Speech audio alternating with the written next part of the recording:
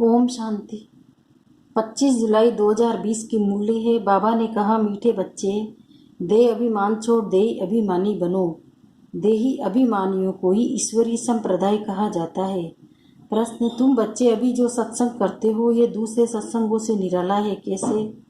उत्तर, यही एक सत्संग है जिसमें तुम आत्मा और परमात्मा का ज्ञान सुनते हो। यहाँ पढ़ाई होती है, एम ऑब्जेक्ट भी सामने है। दूसरे सत्संगों में न पढ़ाई होती है न कोई एम ऑब्जेक्ट है। ओम शांति। रूहानी बच्चों प्रति रूहानी बाप समझा रहे हैं। रूहानी बच्चे सुन रहे हैं। पहले पहले बाप समझाते हैं, जब भी बैठो तो अपने को आत्मा समझकर बैठो, देह न समझो। देह अभिमानी को आसुरी संप्रदाय कहा जाता है। देह अभिमानियों को ईश्वरीय संप्रदाय कहा जाता है।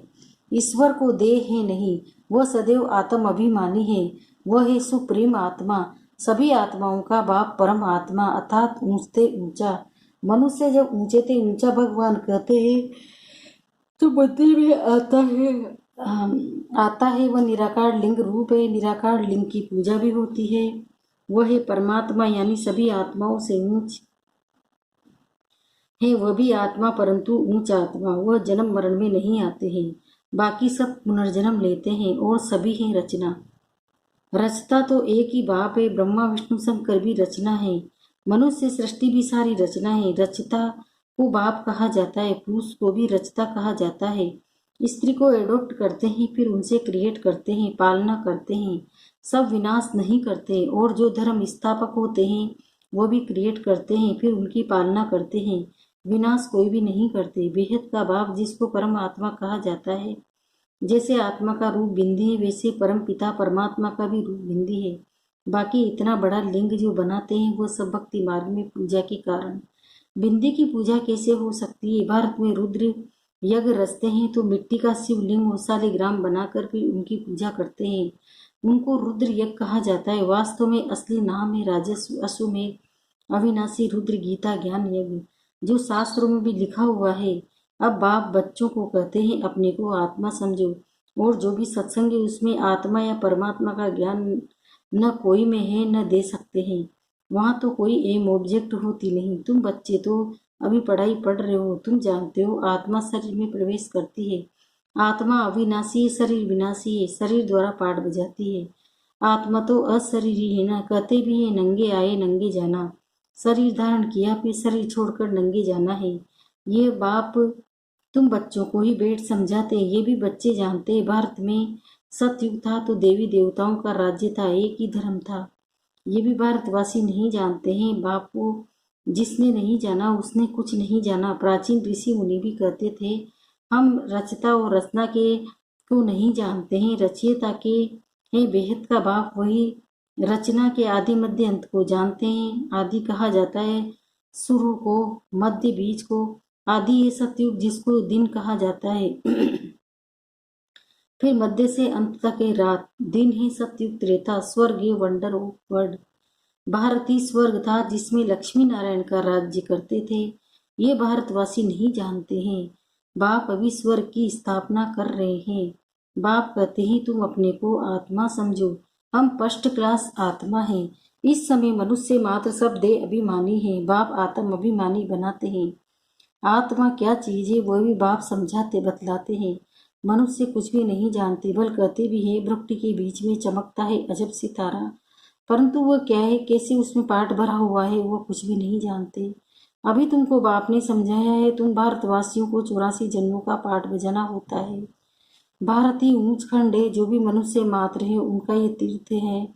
सर्व की सदगति करने बाप यहाँ आते हैं। रावण राज्य में लिबरेट कर गाइड बन जाते हैं।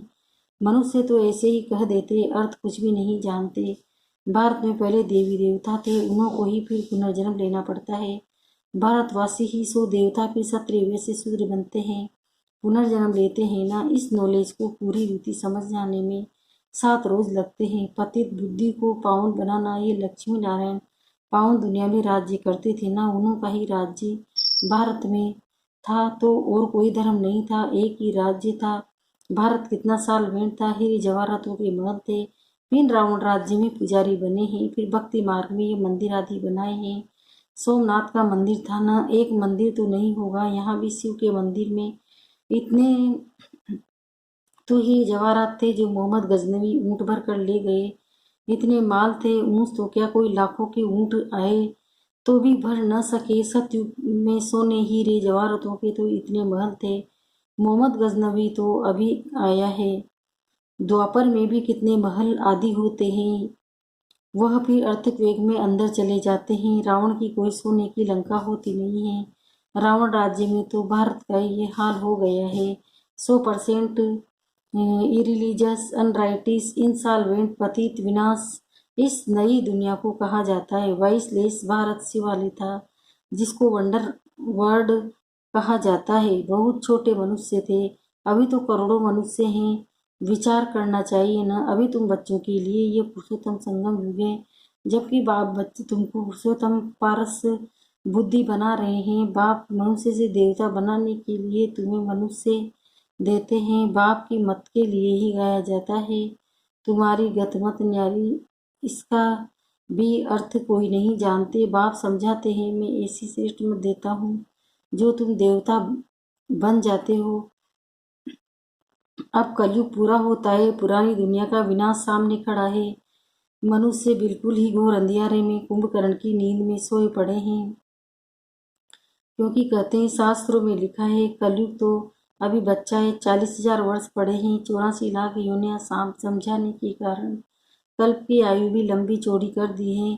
वास्तव में 5,000 वर्ष बाद बाप समझाते हैं तुम 84 जन्म लेते हो, न कि 84 लाख। बेहद का बाप तो इन सभी शास्त्रों आदि को जानते हैं, तब तो कहते हैं वह सभी भक्ति मार्ग के जो आधा कल्प चलते हैं, इससे कोई मुझे नहीं मिलते। ये भी विचार करने की बात है कि अगर कल्प की आयु लाखों वर्ष दे फिर तो संख्या बहुत होनी चाहिए, जबकि क्रिश्चियन की संख्या 2000 वर्ष में इतनी हुई है। भारत का असूल धर्म देवी देवता धर्म है, वह चला आना चाहिए, परंतु आदि सनातन देवी देवता धर्म को भूल जाने के कारण कह देते हमारा हिंदू धर्म है। हिंदू धर्म तो होता ही नहीं है। भारत कितना ऊंचा आदि सनातन देवी देवता धर्म था तो विष्णुपुरी थी, अब ब्राह्मणपुरी। वही देवी देवताएं 84 जन्म के बाद फिर क्या बने गए। देवताओं को 22-23 वर्ष समझाया जाता है। अपने को विवश समझ उन्हों की पूजा करते हैं। सतयुग में भारत 22 था, नई दुनिया थी जिसको जिसको नया भारत कहते हैं। ये है पुराना भारत। नया भारत क्या था, पुराना भारत क्या है। नई दुनिया में भारत ही नया है था, अब पुरानी दुनिया में भारत भी सुनाना है। क्या गति हो गई है। भारत ही स्वर्ग था, अभी नर्क है। भारत मोस्ट साल्वेंट था, भारत ही मोस्ट इंसॉल्वेंट है। सबसे भीख मांग रहे हैं, प्रजा से भी भीख मांगते हैं। ये तो समय की बात है ना। आज के दुख दे अभिमानी मनुष्य को थोड़ा पैसा मिला तो समझते हैं हम तो स्वर्ग में बैठे हैं। सुखधाम को बिल्कुल जानते नहीं, क्योंकि पत्थर बुद्धि है। अब मेरे उन्हें पारस बुद्धि बनाने के लिए 7 रोज भट्टी में बिठाओ, क्योंकि पतित है ना। पतित को यहाँ तो बिठा नहीं सकते, यहाँ पावनी रह सकते हैं, पतित को अलाउ नहीं कर सकते। तुम अभी पुरुषोत्तम संगम पर बैठे हो, जानते हो बाबा हमको कैसा पुरुषार्थ बनाते हैं। ये सच्ची सत्यनारायण की कथा है, सत्यनारायण कथा। बाप तुमको नरसिंह नारायण बनने का राजयोग सिखला रहे हैं। ज्ञान सिर्फ एक का राजयोग सिखला रहे हैं। ज्ञान सिर्फ एक बाप के पास है, जिनको ज्ञान का सागर कहा जाता है, शांति का सागर, पवित्रता का सागर। वो उस समय की ही महिमा है, दूसरे कोई की महिमा हो नहीं सकती। देवताओं की महिमा अलग, परमपिता परमात्मा शिव की महिमा अलग है। वह है कृष्ण। कृष्ण कृष्ण को बाप नहीं कहेंगे। कलयुगी भगवान कौन ठहरा, अभी तुम भारतवासी ही मनुष्य को भगवान कौन ठहरा, अभी तुम भारतवासी मनुष्य को पता नहीं है। कृष्ण भगवान वाच कर देते हैं, वह तो सवेरे 84 जन्म लेते हैं। सूर्यवंशी सो, चंद्रवंशी सो, वैश्यवंशी मनुष्य हम सो का अर्थ भी नहीं। हम आत्मा सो परमात्मा कह देते हैं, कितना रोंग है। अभी तुम समझाते हो कि भारत की चढ़ती कला और उतरती कला कैसे होती है। ये है ज्ञान व सवे भक्ति।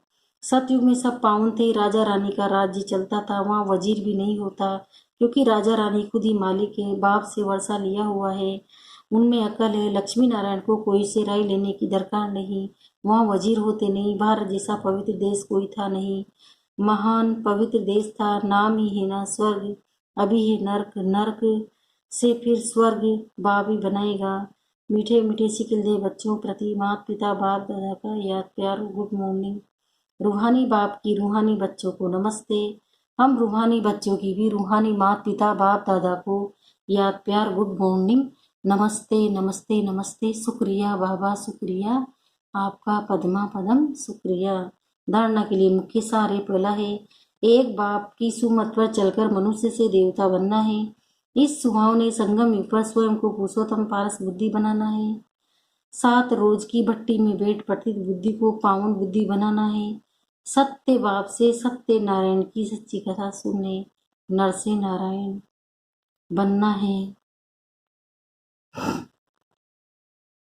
वरदान, फरिश्तेपन की स्थिति द्वारा बाप के स्नेह का रिटर्न देने वाले समाधान स्वरूप भव। अब इसका विस्तार बता रहे हैं बाबा। फरिश्तेपन की स्थिति में स्थित होना यही बाप के स्नेह का रिटर्न है। ऐसा इष्टे रिटर्न देने वाले समाधान स्वरूप बन जाते हैं। समाधान स्वरूप बनने के लिए स्वयं की व अन्य आत्माओं की समस्याएं स्वतः समाप्त हो जाती है। तो अब ऐसी सेवा करने का समय है।